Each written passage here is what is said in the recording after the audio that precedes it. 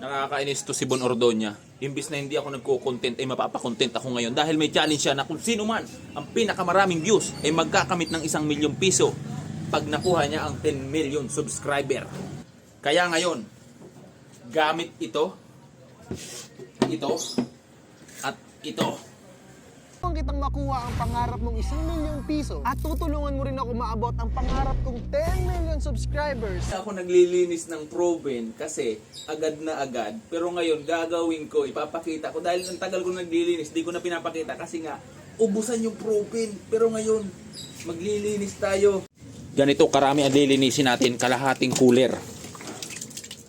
So ngayon Bon, magrarant ako para sa 1,000,000 mo at para din sa 10 million subscriber mo. So bukod sa challenge, makikita nyo rin kung gaano kahirap linisin yung proven. Kaya dun sa mga tuhog-tuhog dyan ang sobra-sobra, kunting bawas naman sa tuhog. So dun Bon, andito na yung challenge na gagawin ko. Maglilinis ako ng 30 kilong proven para sa'yo. Sa loob ng 4 na oras paghihirapan ko to para ma-hit mo na yung 10 million subscriber mo sa YouTube. At doon sa mga followers ko dyan guys, bago nyo i-follow si Bon, siyempre ako muna.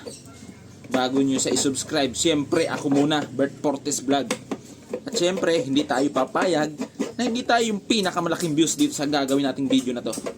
Dahil pinasok ko tong challenge na to, kailangan tayo yung manalo. Hindi tayo papayag na maiiwanan tayo, kaya ano pang hinihintay nyo?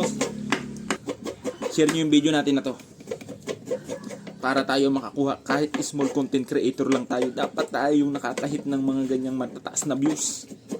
Kasi yung mga matataas na views na content creator, lagi na silang mataas, tayo yung mahina.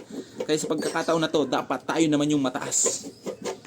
Kaya doon sa mga mahihilig dyan sa proven, ako titigilan ko to pag hindi nyo ako pinalo, pag hindi nyo ako sinuportahan dito sa ginagawa kong video na to. Kakaskasin ko to. Yan, kahit timpalugi, kahit lugi, bili ng 250 ng proven, isang bag, 150 ang kilo, sama laway, sama yelo.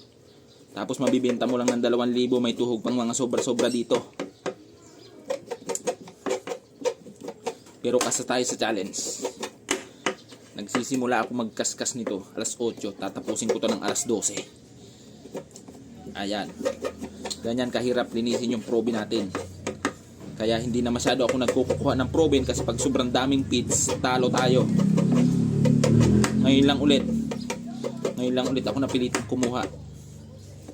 Ito yung panlaban natin dyan sa mga content creator na gumagawa na ng video para makahakot ng napakaraming views. Guys, ngayon lang ako hihingi ng tulong sa inyo. Nakikita nyo naman na hindi ako nagpo-promote na i-follow nyo ako. At dun sa mga hindi nga ako nagugustuhan, sabi ko i-unfollow ako. Pero ngayon guys, kailangan ko talaga kayo.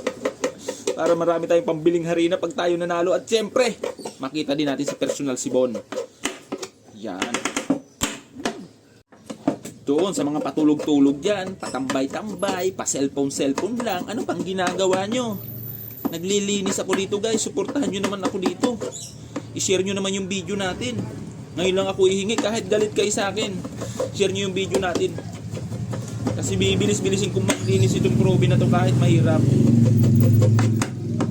Yan, sana makita ni Bon itong ating ginagawang video.